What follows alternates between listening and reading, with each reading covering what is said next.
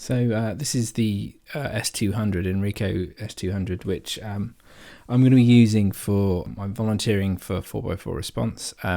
Before this, I had an F40. It's like it's an unbranded radio, really, that I got cheap off eBay, and it served me well. But actually, I had a few issues with it dropping out and that kind of thing. So I decided to look for something else. I did quite a lot of research and considered the T320.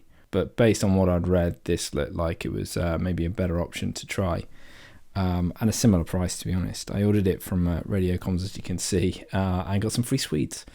Sort of size-wise, we'll talk about it in a little bit later when I compare it to the F40. It's a good size. It's still kind of reassuringly heavy with the battery in it.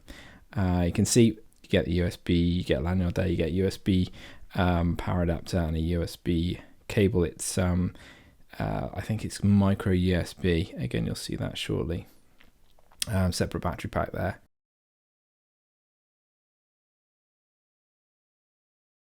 A couple of other things in the box, obviously the antenna, which it also comes with a couple of extra bands for the antenna, so you can change the color. I guess you've got a series of radios, so you want to know which is which. The best way of doing it. Obviously, far fewer buttons. You can see there. That's the F40 off eBay. It's a little bit smaller, and it's just a better quality plastic, a thicker plastic. It feels slightly heavier, but that's kind of reassuring.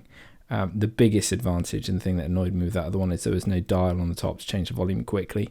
You had to unlock it to change the volume on the side, which was a real pain. I mean, this is an initial review. My biggest problem with this radio so far is just the volume. It doesn't seem to go very loud.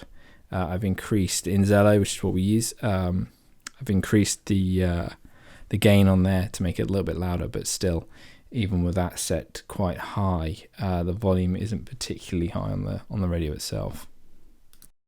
You can see you also get a belt clip. The reviews I've read say that it's a bit flimsy, but I'll test that and see how it goes and update you on the next review. You can see the battery is a 3800 milliamp hour battery. The battery on the my old eBay radio lasted really well, many hours. So we'll see again how this compares. So there you go. You can see the slots there for the SD card and 2 SIM cards. I'm using just a free 3 SIM, which I've had for well over 12 months now. Never paid a penny, and it's always worked quite well. Of course, the signal isn't as good with 3, I must say, as it is with some other providers. But overall, it's worked well for me and not cost me a penny. SIM just goes in there nice and easy. Battery clips in the back. The eBay radio actually had screws to screw the back on. I do think if you drop this, it would probably crack off and the battery might pop out, but we'll see.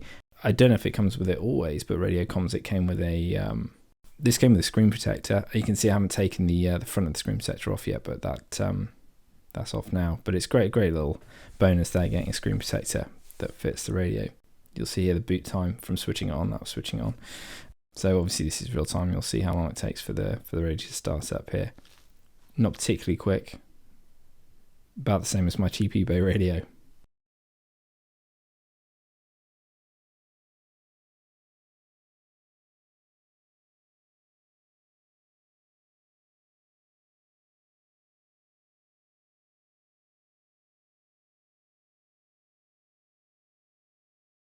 There you go, we're on. Setup was really easy. Just sign into Google Play Store and then downloaded Zello. Signed in with Zello working, it was ready to go. Really easy to, I mean, the screen is much higher quality than it was on my cheapo radio, and apparently it's much better than it is on the T320. Touchscreen is very responsive and quick. I think the biggest issue is the keyboard. As you'd expect on a radio this size, the keyboard is quite small, and even with my small fingers, you do end up having to retype quite a lot. I'll do another review once I've got to use it a bit and see what it's like.